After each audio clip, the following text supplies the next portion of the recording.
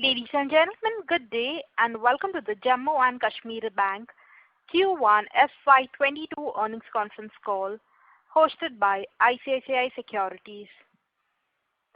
As a reminder, all participant lines will be in the listen-only mode, and there will be an opportunity for you to ask questions after the presentation concludes.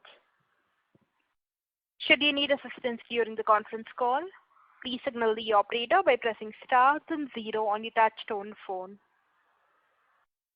Please note that this conference is being recorded. I now hand the conference over to Mr. Renish Bhuva from ICICI Securities. Thank you, and over to you, sir.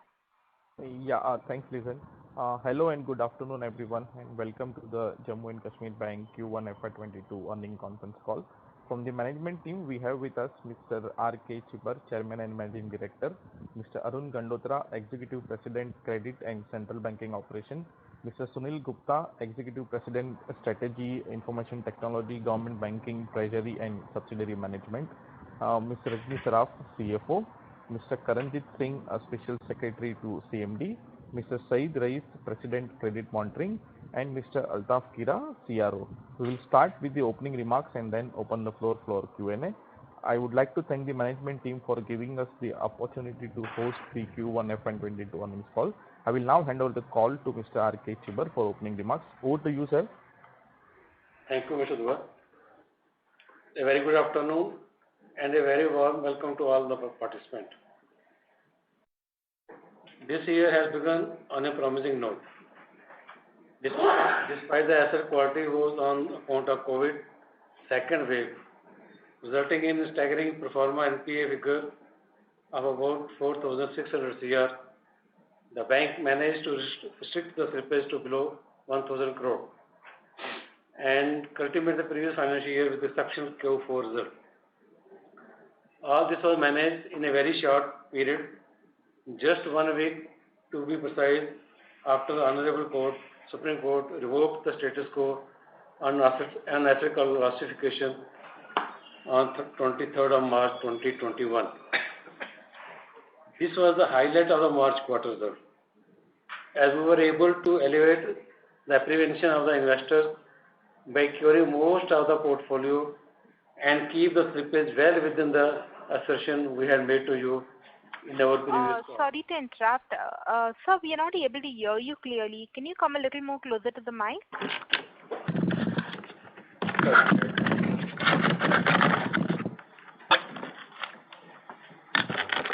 Should we start afresh? Yes, sir. Okay, thank you. Again, a very good afternoon and a very warm welcome to all the participants. The year has begun on a promising note. Despite the asset quality woes on the account of COVID second wave, resulting in a staggering pro forma NPA figure of about 4,600 crore, the bank managed to restrict the slippage to below 1,000 crore and culminate the previous financial year with the exceptional Q4 result. All this was managed in a very short period, just 1 week to be precise, after the Honorable Supreme Court revoked the decision of the status quo on asset classification on March 23rd, 2021. This was the highlight of the March quarter result, as we were able to elevate the apprehension of the investor by curing most of the portfolio and keep the slippage well within the assertion we had made to you in our previous call. This also speaks volume about the efficiency of recovery function of the bank in particular and credit culture in our UTs of J&K and Ladakh. Coming to first quarter of the current fiscal, the first declining pandemic number and the resultant opening up of the economy, surge in activity and output are all of the hope and expectation of good economic revival for the whole system. We too are witnessing good tourist influx both in J&K and Ladakh, and the overall economic activity has been gaining good momentum, particularly agriculture and horticulture also. it seems that the worst is behind us and a quick and a healthy economic recovery is on the card. Now I quickly on the numbers for the Q1. The bank has clocked a YOY growth of around 7% in deposit and 15% in advances in J&K UT, which contribute around 88% of deposit and 70% of advances, and 81 overall business of the bank in the J&K UT. Growth recorded in Ladakh UT is even more impressive, with deposit growing more than 27% and advances around 20% over the year. With a growth of 10% recorded in CASA segment on a YOY basis, really achievement for all of us. The liability franchise of the bank has further improved, with CASA share by surging more than 226 basis points to 55.83 of the total deposits as against 53.57% of the last year. As a result of improvement in the CASA, the bank has been able to reduce its cost of deposit to just 3.67% for the quarter against around 4.39% in the last year in the same period. NIM has slightly improved from 3.56 to 3.62 regarding the Q1 last year. In addition, the cost of deposit has resulted in improvement in the net interest income for the quarter by 7% in comparison to Q1 of the last year. Likewise, growth in non-interest income at around 85% over the Q1 of the last year and 25% over the March quarter of this year only has been very impressive, which has been majority contributed by the treasury. Resultantly, the operating income has improved by 16% on YOY and by 9% on quarter basis. The gross and NPA ratio have also improved to 9.69% and 2.95% respectively, as against more than double digit, that is 10.73 and 3.03 for the Q1 of the previous year, with an improved provision coverage ratio all-time high 82%, owing to a matching slippage and recovery upgrade for the quarter. The numbers have not changed much on a QoQ basis. Credit cost for the quarter is well below the 1%. To mitigate the COVID-related stress in the borrower account, the bank has received some requests from resolution framework RF1, RF2. In the resolution plan under RF1 have been implemented for 15 accounts with outstanding of around 600 crore. And under another RF2, the coverage has been extended to 61 accounts with just a balance of around 6 crore. On the capital front, we are already in the process. The J&K UT government is maintaining the majority stake and standing firmly behind the bank, extending full support for its growth and prosperity. History of timely infusion of the capital by the promoter in the bank is an example of this unflinching support. Preferential share allotment of the amounting to around 500 crore to the J&K UT government is under process and likely to culminate during this quarter only. The bank is also offering equity share aggregating to rupees 150 crore to the employee of the bank under ESPS scheme, which has already been approved by the board of directors and shareholders. This is also going to materialize during this quarter only. The other avenue of raising the capital like FPO, QIP are also under active consideration, for which the merchant banker has already been onboarded. Anticipating improvement in the operating environment while factoring in some impact of the third wave, our guidance for the financial year 2020 shall be deposit growth around 12 to 15%, advances growth around 15%, with J&K UT growing at about 20%, recovery in the range of around 1,000 crore, and cost of deposit 1.20%. We acknowledge your support and trust, and we expect it to continue in the coming days as well. I am now glad to know have more questions. Thank you very much. Thank you. Thank you. Ladies and gentlemen, we will now begin with the question and answer session. Anyone wishing to ask a question may please press star and 1 on your touchtone telephone. If you wish to remove yourself from the question queue, you may press star and 2. Participants are requested to use handsets while asking a question. Yeah. Ladies and gentlemen, we will wait for a moment while the question queue assembles.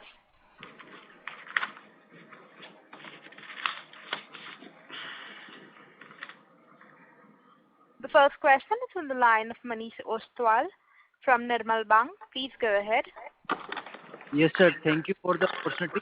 The bank has seen stabilization of the asset quality trend for last 2 quarters. So, congratulations to the J&K Bank team. My question on the overall asset quality assessment after the first quarter performance, because we have seen the relatively stable asset quality compared to our peers also. So, do you expect the similar kind of credit cost or provisioning will be there in coming quarters, or what is the contingent provision outside of PCR in the bank? Okay. As when we started the financial year, 1st April 2021, the NP figure was 6,954, and slippage during the Q1 was 436 year, and in the J&K and Ladakh 436 year, and in the rest of India it was 176 crore. Total slippage Pan India as a bank was 613 crore. Reduction in upgradation, it was 513 crore during this quarter, rather the Q1 quarter. Write-off, including the technical write-off, it was around hardly 0.35 CR. Then compromise settlement 6.22 CR. The cash recovery is 84 crore. The net shell at the end of the Q1, that is 30th June 2021, our figure was 6,963.73 CR. Right. So my question is, what is your assessment of the going forward trend of asset quality, sir? What is your guidance on that, sir? Actually, from the Q I have got from the Q1, I am firm believe during the second quarter, we will be better placed in case our number NPA will definitely reduce. Okay. And contingent provision outside of PCR, sir, how much? What is the contingent provision outside of PCR provision coverage ratio? Contingent provisions On the balance? Pardon, what do you mean by contingent provisions? Sir, the provision which is not included in the calculation of PCR and it is there, it is available for the future slippage if need arises. Okay, so you mean provisions for standard assets and these stressed assets. So these are in the range of 500 crores as on date. Okay, and what is the update on the QIP capital raise, equity share capital raise, sir? In that I have explained during my address also. From the promoter director, we are expecting any time now from today, but I can confirm it will be within this quarter only. And regarding our ESPS, so we have already issued a circular as operative level. That is also likely to complete within, I think, within 1 month only. Yes. Then afterward we will go for the QIP also. And what could be the size of QIP, sir? 5. In the first tranche, 500. we are expecting to raise 500 crores. 500 Because it will be again in tranches. We are not going for this one-time raise of capital. So it will be in tranches, and over the period, the market also improves, our share price also improves with the improving results. So we will be doing it in tranches. Maybe in Q4 it may be to the extent of 500 crores only. The first QIP amount is 500 crores. That's right, sir? Maybe. Yes, sir. Yes, sir. That is the estimation. Okay. Yes, sir. Excellent, Yes, sir. sir. Excellent. Yes, sir. Thank you, sir. Thank you very much. Thank you. Yes, sir. Thank you. The next question is from the line of Sonal Kohli from Bowhead. Please go ahead. I have a few questions, but first one, continuing with the previous participant, have I heard you correctly that you will go for QIP only in Q4, so only after your next two quarterly results are out and not before that, considering the current low stock price? A question is not clear. You are not audible. Please repeat a bit louder, please. Sir, am I audible to you now? A little better. Little better. So, sir, have I heard you correctly that whatever QIP you will go for only in Q4, not in the next 2 quarters? Quarter 4. Most probably Q4 only. Because we have other plans lined up, so I think by the time it will be quarter 4 when we go for QIP. Prior to that, from the promoter director, from the employees, and after that we will go for the QIP in the last quarter. Okay. And is there a bare minimum price at which you'll go, or if you have to raise capital, you'll raise at 35 rupees also? So that's the time how the market decides. It's going to be market behavior and It's our a market-driven price, so it will be after the economy considerations and how the market decides. Sir, you have sitting on an asset of MetaLife for quite many, for last 2 years you have been trying to sell it. So why not raise capital by selling it rather than diluting equity at such low prices? Actually, we started that process around 6 months back also, but for the time being we have kept on hold, keeping the other revenue we are at present having in our hand, particularly from promoter director, from the employees, and the QIP also. In case need arises, we can go ahead also. But you will prefer QIP before offloading MetaLife? Is that what you are saying? Yeah, we prefer that. Okay. Secondly, on your NIMs, how much NIMs do you make in Jammu and Kashmir now, and how much in outside India? And what is your guidance for this year for NIMs? Actually, at present, we have the figure of the bank as a whole. So regarding the J&K duty, Ladakh and rest of India, we will let you know afterwards. So the NIM as of date is 3.62, as you know, and we expect the NIM to be improving Q on Q basis. So as per the portfolio segregation, of course the NIM is much above in J&K because of the retail portfolio and the focus of CASA deposits. But as per se, we've not segregated the two, but there would be a difference of 1%. 100 basis points. Just a 100 basis point difference between the two? Yeah. Broadly. Okay. Secondly, sir, you mentioned about 1,000 crore recovery of NPAs, but you would be expecting some increase in slippages also.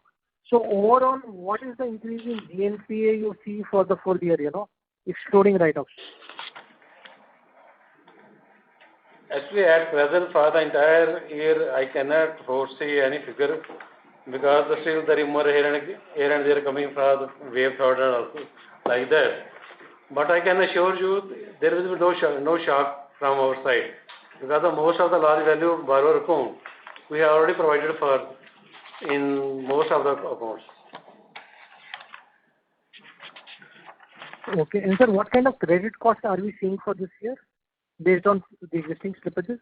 Like in the guidance, the chairman sir has already said that it will be below 1.2%. It will be in the range of that 1.2%. For the first quarter, for this Q1, it is just for 60 basis points for the Q1.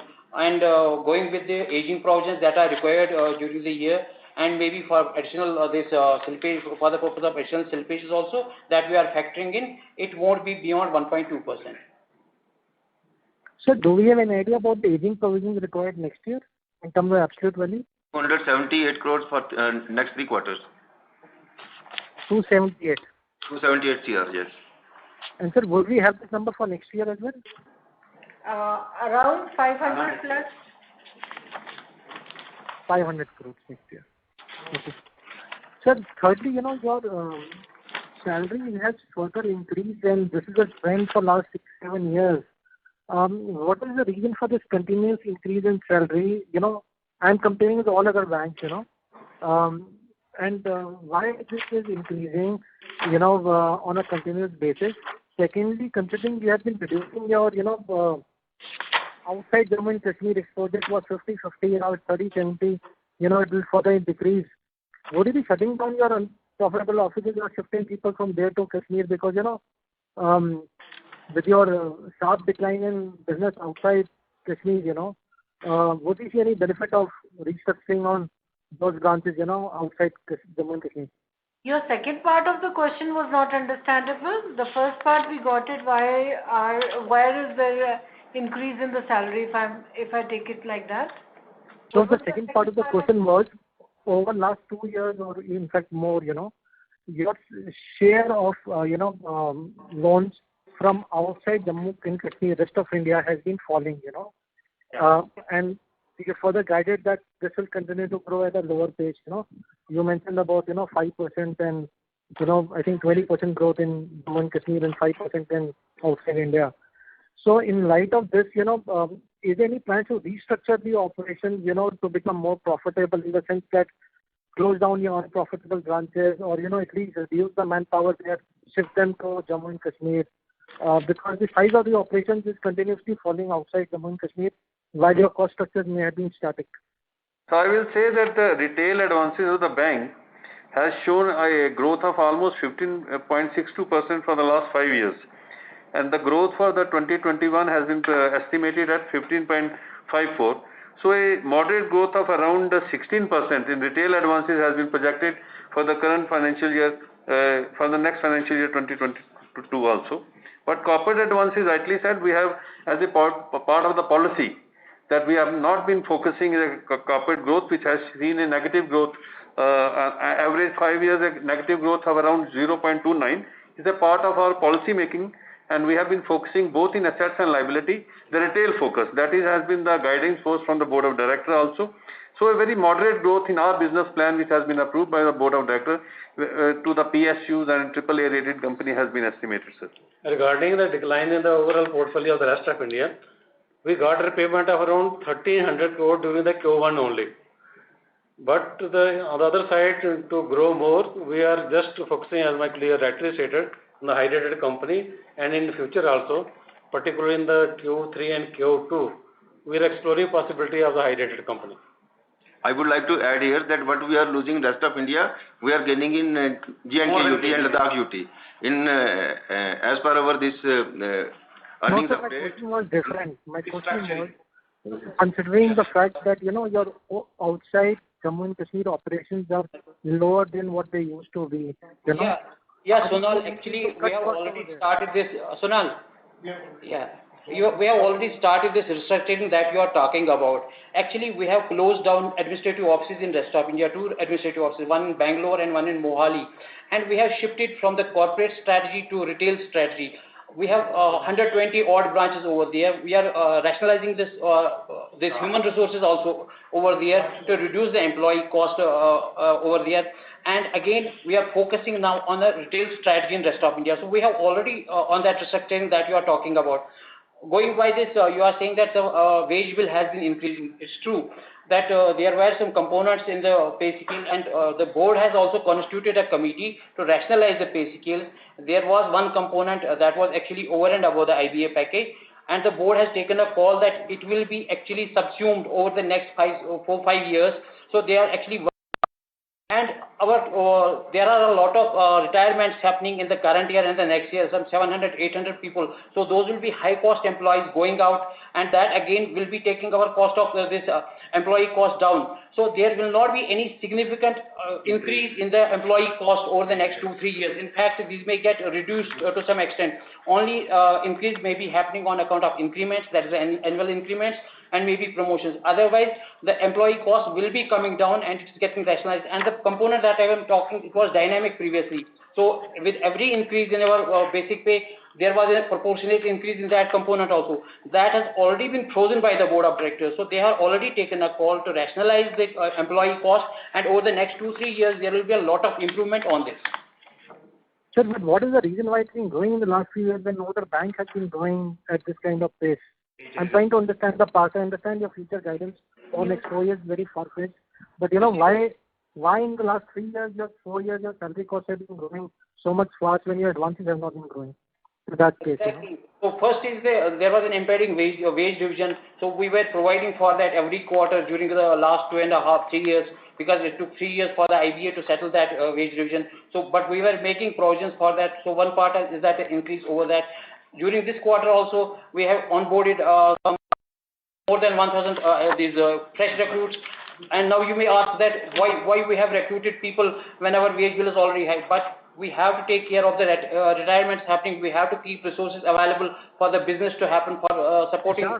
It does not explain why your wages have been increasing at a faster pace, because wage hikes have been done by all other banks. That is what I was trying to convey, that there was a component in our pay. We used to name it as a variable pay. Now it has been renamed as adjustment pay. It has been frozen. That was actually linked to the basic pay, and so there was a very high. Yes. So it was growing abysmally higher than the other banks, because there was a unique increase in that component, and to other allowances linked to that account. Linked to that allowance. So because of that, now you won't see those abnormal increases, because that amount, that allowance has already been frozen by the board of directors. So there won't be any abnormal increase henceforth. So let's talk about FY22 and FY23 if you're having numbers in mind. What kind of salaries can one expect when we are looking at the salary for the bank as a whole for these full years? Very rough cut. Like I told, that there will be the increase only on account of annual these increments only, and that may not be more than 3-4%. And this year, sir, because the first quarter salary increase is quite significant. Yes, what should be the model for this full year? That is what I was trying to say, that we have onboarded people, we have taken fresh recruitees also. That has also contributed to the cost, this employee cost increasing to some extent. So what is that salary number are we looking for this year, sir? Actually, we are not looking for any an increase of more than 3 or 4% year on year. No, but your first quarter increase is already very high, no? So I'm asking you, whatever may be the reason. New recruitments, that's what when you compare it on year basis, you will take it won't be more than 3-4%. No, what will be an absolute number are you looking at, because you would know how many people you have hired and, what will be the wage increment. I'm asking you as an outsider, what kind of absolute salary levels would you expect for the bank, rough cut, for this full year? It's difficult for us to know that. I think 1,200. Sir, 100 per month, Around 1,000. So it won't be more than 2,500 crores. For the full year.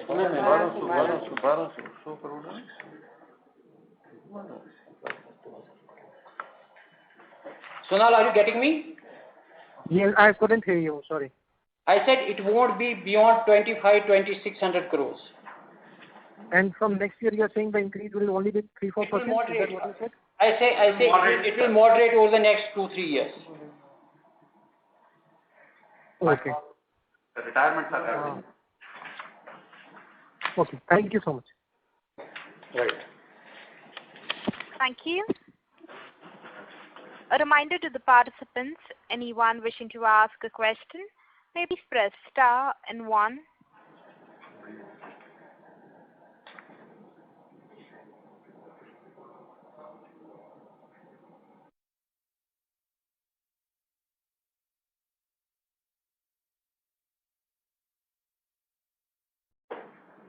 The next question is on the line of Renish Bua from ICICI Securities. Please go ahead. Yeah, hi sir. Sir, two strategic questions. So one is on, let's say, directionally. So we have been sort of defocusing the corporate segment and incrementally focusing the retail market. So if you can throw some light, let's say strategically, which all products on the retail side sort of we are targeting to scale up over next 2 to 5 years, and what sort of groundwork, in terms of the process, people, technology, we have done to sort of make sure that the incremental growth comes with a better quality and it doesn't sort of hit the P&L the way, the corporate NPA cycle has hit us. Right now we have this retail portfolio of around 26,000 crores, and NPA in this segment is around 1.66%. And we have this retail schemes in almost every segment, and this we anticipate increase in our personal finance segment. We would like to focus on this personal finance segment, since in J&K we have already this majority control. This overall all government employees are maintaining with us. This is our strength of our bank right now, since NPA is less than this 2%. And in rest of India, we have this right now. Our focus is on top-rated corporates plus this retail components, and we have this. We are launching campaigns in J&K as well in rest of India. In our housing loan segment, car segments, we are giving certain relaxations in margin in loan processing charges and trying to garner as much business as possible. Sir, further I will also add that since we are bankers to the UT government of J&K and Ladakh, the bank has a more than 4.5 lakh government accounts where the loans and advances has been given around 14,500 crore. And secondly, that we are also giving pensions to around 2 lakh government ex-pensioners, and around 60,000 pensioners are also getting loans from the J&K bank, and the figure outstanding today is around 1,400 crore. That means around 16,000 crore of the portfolio, which has a very, very minuscule, I think less than 0.1% of the NPA, because all the government employees get the salary from the J&K bank, both in the UT of J&K as well as in Ladakh also. And recently that our schemes are also, because last year the Honorable Governor has launched the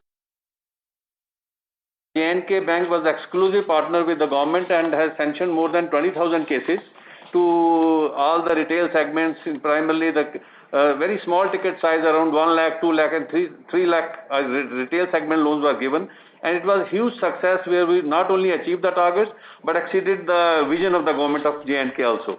Recently the Mission Youth is a new initiative by the government of J&K under the leadership of Mr. Mehta, who is the Chief Secretary, where different retail segments like loans will be provided to the more than 50,000 new entrepreneurship will be created in the J&K UT. So that is the ecosystem we are following, and in the government segment, employees, pensioners, we have very minuscule, less than 0.1% of the NPS. And we have around 60 to 17,000 of the balance outstanding today. And more than in the liability side also, that we have around 10 lakh saving accounts, deposit accounts with us, with a total portfolio size of 15,000 crore. And in the pensioners, we have around 5 lakh accounts, total saving and deposit accounts, where we have a deposit base of around 15,000 crore. So that is the size of the scale of the business, where there is a zero risk of NPAs, and mostly they are in the retail segment, and that is the landscape of the J&K bank and strength of the J&K bank also. So sir, these government loans are. If you look at the macroeconomic environment, the bank has a market share of around 0.66%. If you talk about 8,41,866 crore total portfolio at the country level. Now, if you look at that, our market share is 0.66% or 0.67%. Now, that strategy we are following in industry, but when it comes to the services sector and when it comes to retail sector, it has been the conscious strategy of the bank, as Chairman has said, that we have increased the market share. For example, look at tourism, hotel and restaurants. Our market share is more than around 3%, 2.74%. And look at retail trade, again 2.56, more than 1.5% in trade, wholesale trade. And then if you look at the vehicle, auto loans, the associated sectors with the tourism there in the territory where the bank operates, here also we have a high percentage of more around 2%. So what this conveys two things, because we are getting good returns, risk return trade-off is optimal in the Union Territory of J&K. That is one. And the second is that since the returns are getting and the growth momentum is in Union Territory of J&K, so that's why that compensates the portfolio that we have shelved off from the rest of India. Got it, sir. So just follow up on the this government employee loan book of 16,000 crore. So what sort of product is this? I mean, is it the unsecured personal finance or how is it? So since I think fundamentally we need to understand that all the government employees are having a mandate account with the J&K Bank, but they get the pension once they get retired. So 100% I think the process is safe when we lend the personal loans like housing loans, car loan, education loan and cash credit loans, because they get the salary and get the pension. So technically the J&K Bank is 100% safe, and initially already said that the percentage of NPA is 0.01%, because nothing happens under non-servicing of interest and installment. It happens just one of the few accounts they get expired or something happens. Otherwise, technically, there is hardly any NPA with this loan book. It's a huge book of around 15,000 with the government employees with us. Got it. Thank you, sir. That's it Okay, from sir. my side. Good day, sir. Good day, sir. Thank you. A reminder to the participants, anyone wishing to ask a question, may please press star and 1.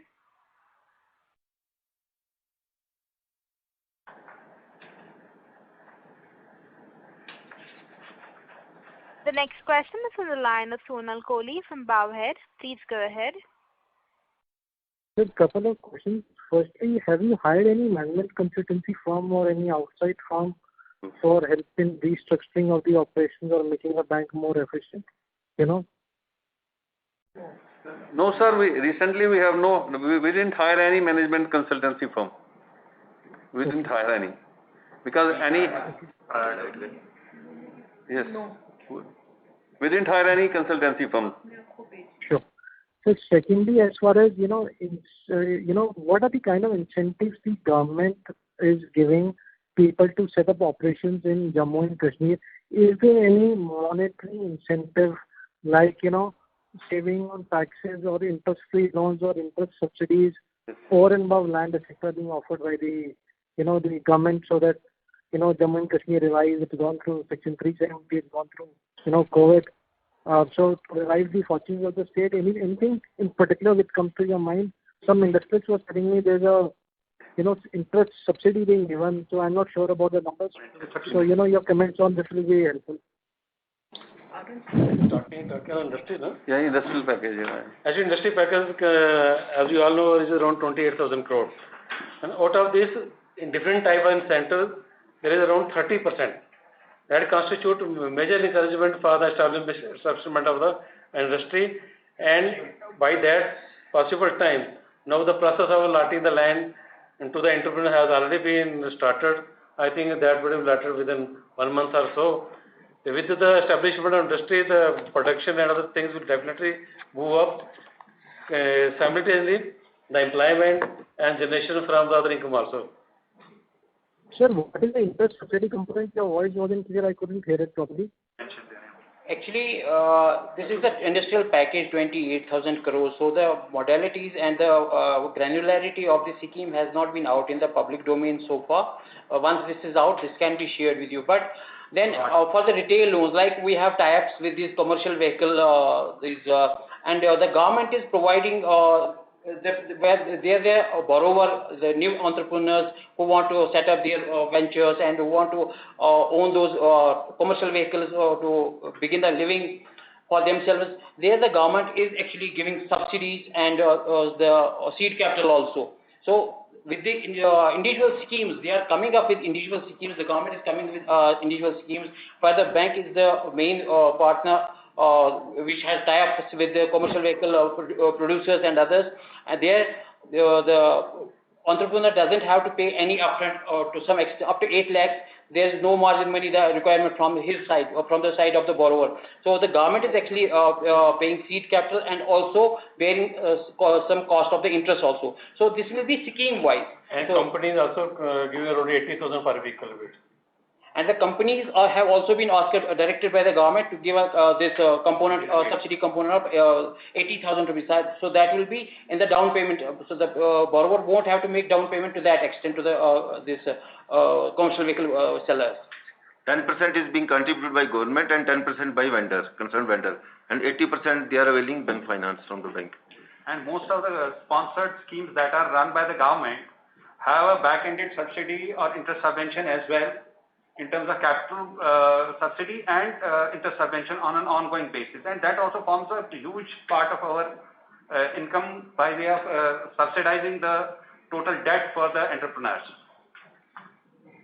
So what is the interest subsidy you mentioned about, let's say for a large industrial unit to set up in Kashmir? I'm not talking about SMEs, but for a large industrial unit to put up a factory in Jammu and Kashmir, what kind of interest subsidy does one get? We will share the latest industrial policy that government has come up with, and I think it's a very interesting thing. I would suggest that you even circulate it in the financial circles so that fresh entrepreneurs come out here and invest here. We'll be sharing that with you. Okay, thank you. Sir, two more questions. Firstly, sir, what is the status of, the nomination for the new managing director? Has the board recommended any new names to the MD, and when does Mr. Chibber terms expire? What happens post that? Secondly, in terms of recovery, considering the macro environment has deteriorated in west of the India, and Jammu and Kashmir also has its fair share of COVID cases, what explains the asset quality? Anything Jammu and Kashmir specific, because your slippages in Jammu and Kashmir were not very high. So what was so specific about Jammu and Kashmir that in the middle of COVID, so it didn't have that bad asset quality, while at the end of the Q3 the asset quality was pretty poor compared to other banks, but just the reversal happened in the subsequent 2 quarters. So what explains that? The latest guideline being issued by the Reserve Bank of India on 26th of April 2021. In that guideline, every bank has to in place MD and CEO and chairman by 1st of October 2021. So bank is already on the job, and with that deadline, will definitely the things will be in place. And regarding the asset quality, I have already stated in my initial remark, there will be no big shock for the J&K Bank, because most large borrower account there are, but in the rest of India and in the J&K also, we have provided more what we require. So you don't expect, unless there's a wave 3, you don't expect major increase in your GNPAs during the year? In fact, there is improvement in our SMA2 portfolio also. Right now, this has decreased to 2,700 crores. Yeah. So what is the SMA2 portfolio as on date? 2,700 crores as on 16th of August. And does it vary very widely between mid-month and end-month, or broadly the trend is similar? Didn't get your question. So, many times the payments need to be made end of the month, So is it like when you look at your historical data of SMAs? No, it's on real-time basis. Our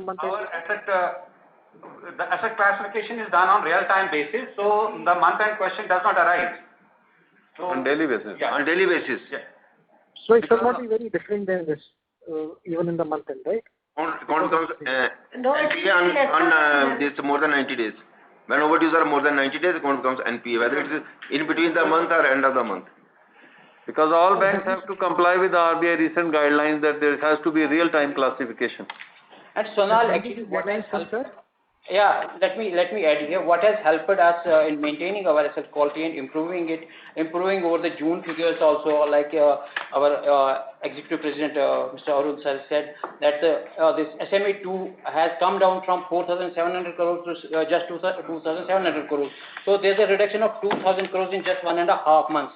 Actually, what has happened, the IDFC, that is the Infrastructure Development Finance Corporation, that has been created by the Jammu and Kashmir government, it is making payments to for their languishing projects that were there.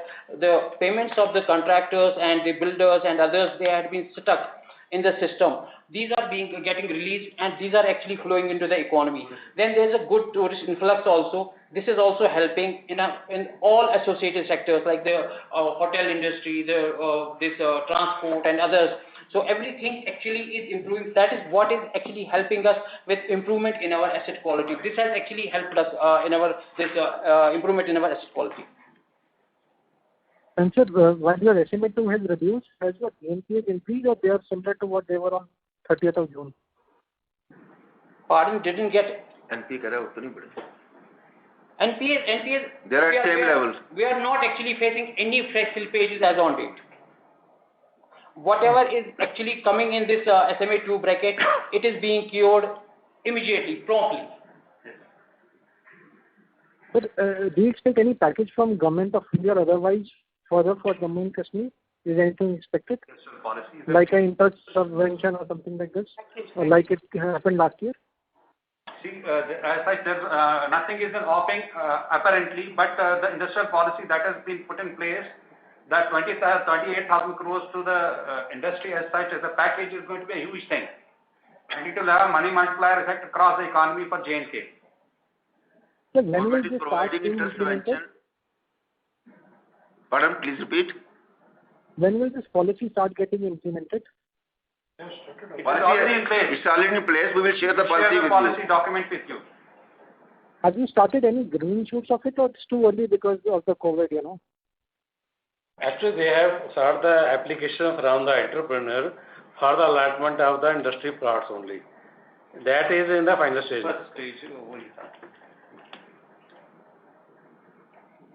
So, sir, when do you see the positive effects of this industry policy? Would it be next financial year or 2023 or 24? Or, It may start in the later part of this current year also, but actually these will be more visible in next year.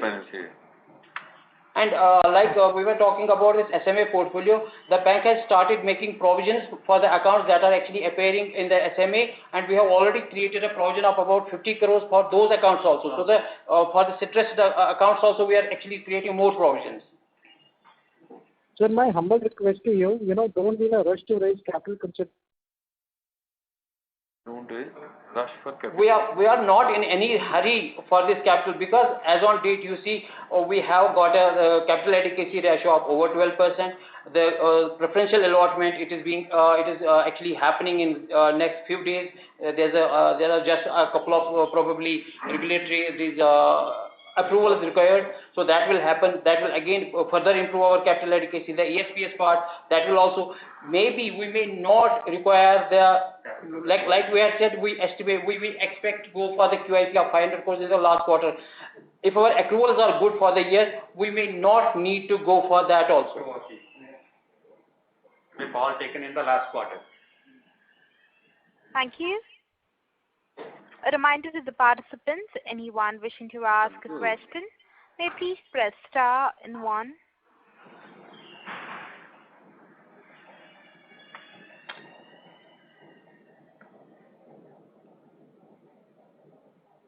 The next question is from the line of Sonal Kohli. Please go ahead. So my line got dropped. I just wanted to ask you, is it a given that you'll go for capital raise? Do you need that kind of capital considering, you have an asset like MetaLife, which is non-core?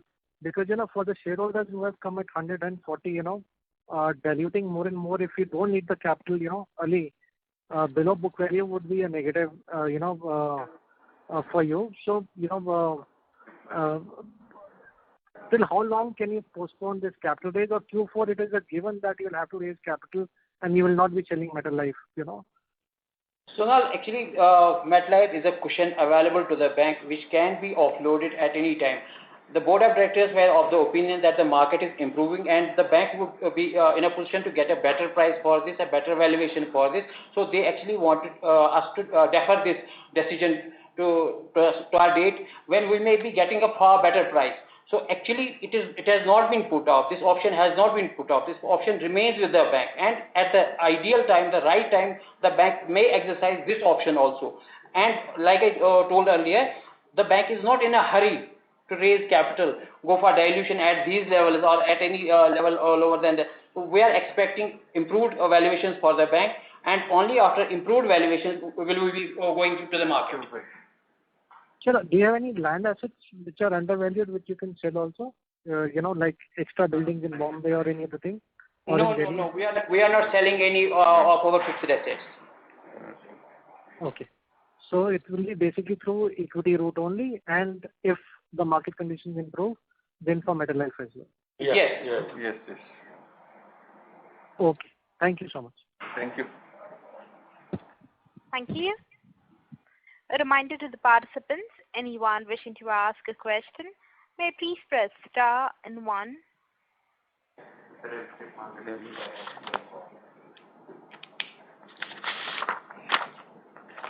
As there are no further questions, I now hand the conference over to the management for the closing comments.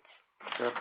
Thank you very much. You just say, consequently, 5th quarter we have shown the profit. And in the future also, in the Q2, Q3, Q4, we will have definitely better results. And I only expect a good support from all of you. Thank you very much. Thank you. Thank you. Ladies and gentlemen, on behalf of ICICI Securities, that concludes this conference call. We thank you for joining us, and you may now disconnect your lines. Thank you.